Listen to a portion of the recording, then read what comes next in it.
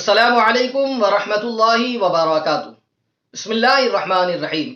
اللہم لک الحمد یا اللہ والصلاة والسلام علیک یا رسول اللہ صلی اللہ تعالی علیہ وسلم۔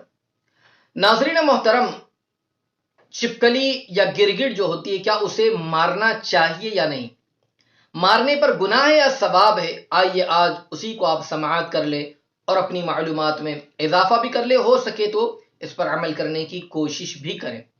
آئیے اس حوالے سے کچھ عرض کروں۔ اس سے پہلے گزارش کروں گا، اگر ابھی تک آپ نے ہمارے چینل کو سبسکرائب نہیں کیا تو آپ ابھی ہمارے چینل کو سبسکرائب کر دیں اور بیل بٹن دبانا نہ بھولیں، تاکہ ہماری آنے والی ہر نئی اسلامی اور روحانی ویڈیو کی نوٹیفیکیشن سب سے پہلے آپ تک پہنچے۔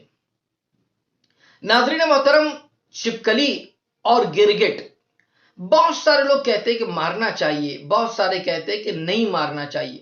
آئیے حدیث رسول صلی اللہ تعالی علیہ وسلم کی روشنی میں اسے سماعت کریں۔ یاد رہیں، چھپکلی اور گرگٹ کو مارنا جائز بلکہ مستحب ہے، اور جو شخص چھپکلی اور گرگٹ کو مارے اس کے نام اعمال کے اندر نیکیاں لکھی جاتی ہے۔ سبحان اللہ۔ تو جب نیکیاں لکھی جاتی ہے تو ضرور از ضرور اگر موقع ملے تو اس پر عمل بھی کر لے۔ جیسے فرمایا گیا کہ اگر اسے کوئی پہلی ضرب میں مارے گا تو اس کے نام اعمال میں 100 نیکیاں لکھی جائے گی، دوسری ضرب میں اس سے کم، تیسری ضرب میں اس سے کم، جیسا کہ مسلم شریف کی روایت ہے۔ حضرت ابو ہریرہ رضی اللہ المولا تبارک و تعالی اس بات کے راوی ہے، آقا دو جہاں نور مجسم صلی اللہ تعالی علیہ وسلم نے ارشاد فرمایا، جس کا مفہوم ہے کہ جس شخص نے پہلی ضرب میں گرگٹ چھپکلی کو قتل کر دیا اس کے لیے 100 نیکیاں لکھی جائے گی، اور جس نے دوسری ضرب میں مارا اس کے لیے اس سے کم نیکی لکھی جائے گی، اور تیسری ضرب میں اس سے کم۔